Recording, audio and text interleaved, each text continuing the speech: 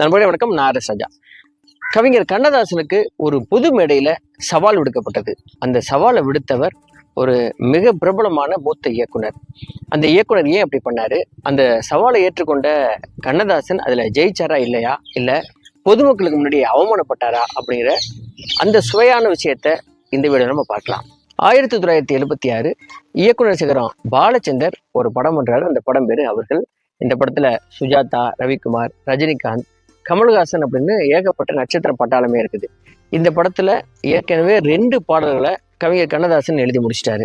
அந்த 2 பாடல்களும் பிற்காலத்துல மிக பிரபலமான ஒரு பாடல். ஒரு பாடல் காற்றுக்கென்ன வேலி கடலுக்கென்ன மூடி, கங்கை வெள்ளம் சங்குக்குள்ளே அடங்கி விட்டது. இந்த 2 பாடலையும் கண்ணதாசன் எழுதிட்டாரு. அதுக்கப்புறம் இன்னொரு மிக முக்கியமான பாடலை எழுதணும். ஆனா கவிஞர் கண்ணதாசனை பாலச்சந்தர்னால பிடிக்கவே முடியல, தொடர்பு கொள்ளவே முடியல. எங்க இருக்கிறாருன்னே தெரியல. கவிஞர் வேற வேற படங்கள்